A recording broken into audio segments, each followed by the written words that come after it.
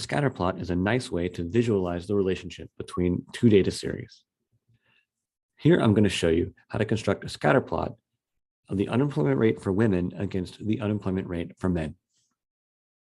To insert a scatter plot, come to the Insert tab, look at the different chart options, find scatter plots, open the drop-down menu, and select the top left option, the most basic scatter plot. This inserts a blank chart, and now we need to add data. Right-click in the chart area, choose Select Data, and now under the Legend Entries box, click the plus sign, and now we need to add X values and Y values. The X values will be the unemployment rates for men. So we highlight that column. And now we need to add the Y values, which will be the unemployment rates for women. And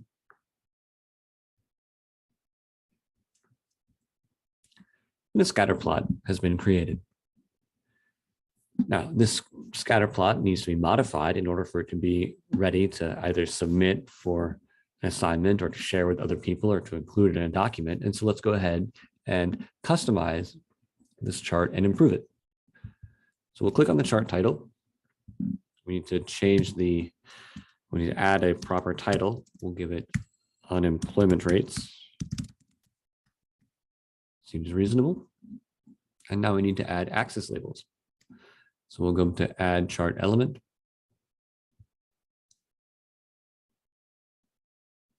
We'll add a horizontal axis title, and we'll add a vertical axis title. The vertical axis is the unemployment rate for women. So we'll call it women, and the units are percent. Put that in parentheses.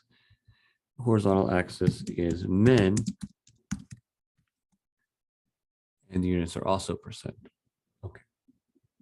Now, for my taste, I think the grid lines for this graph are, a little dark. I would like to have them, a little less visible, so that they don't, detract from the main point of the plot, which is the, the unemployment rates for, the two groups. So what I'm going to do is click on the, find one of the horizontal grid lines, click on it. So I've highlighted the horizontal grid lines, right click, and I'll come down to Format Grid Lines, and I'm going to change the dash type from a solid line to a dotted line. And I'm going to do the same thing for the vertical grid lines.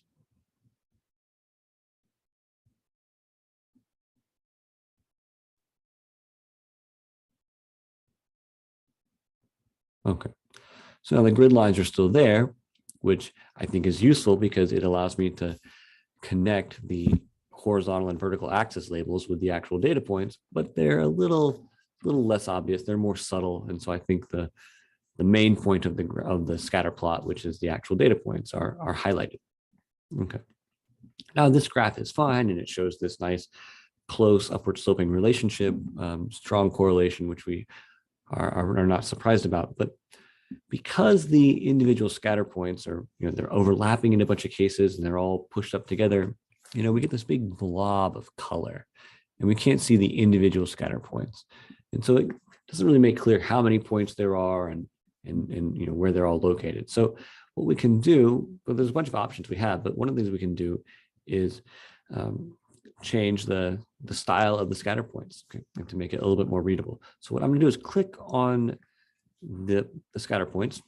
I'm going to right click, and I'm going to come down to Format Data Series. Okay, and we're going to see that there's a whole bunch of options available.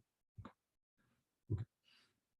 So I'm going to click first on this little paint bucket, select marker, and you see there's a bunch of options for the marker itself, how the markers are filled, and then the borders surrounding the markers.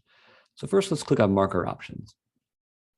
And just so you can see what kind of options are available, let's come down to built-in, and you can open this menu and you can see that you can add, well, either a custom image, it looks like, or you can change the style to X's, or you can change it to triangles, whatever you like.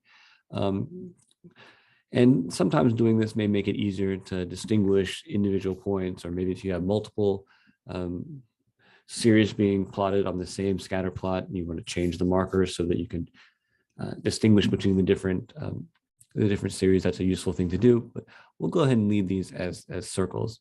Okay. But we can increase the size, which might be useful. So let's go ahead and do that. Just makes the points a little bit, makes them stand out a little bit more. Okay. So that's one thing we can do here. This has actually made the problem of the overlapping data points a little bit worse, but that's okay. Let's come down to fill. Okay, and there's a bunch of options here. I'm gonna, and you can experiment with the different options, but I'm gonna come here and select gradient fill. Okay, and this just it gives the the scatter points a little bit more of an individual appearance, because they have a dark border and now a little bit lighter color in the middle. Okay, and there's a bunch of ways you can customize the appearance. Okay, and that's completely up to you how you want to do that. Okay, so anyways, this is the basic point that I wanted to make here. Okay, so now we have a nice scatter plot that is easy to read, has nice labeled axes, a nice title, and so I think this is a quality graph that's ready to be shared. You can export this to an image file, right click in the chart area, save picture as. We're going to give this a nice name that is informative, so we can recognize it when we see the file in our file system. Okay, and now the file has been successfully exported. Okay, so this is how you construct scatter plots in Excel. I encourage you to practice, experiment with the different options, and come up with a graphing style that is easy to read, high quality, and conveys your own sense of what looks good.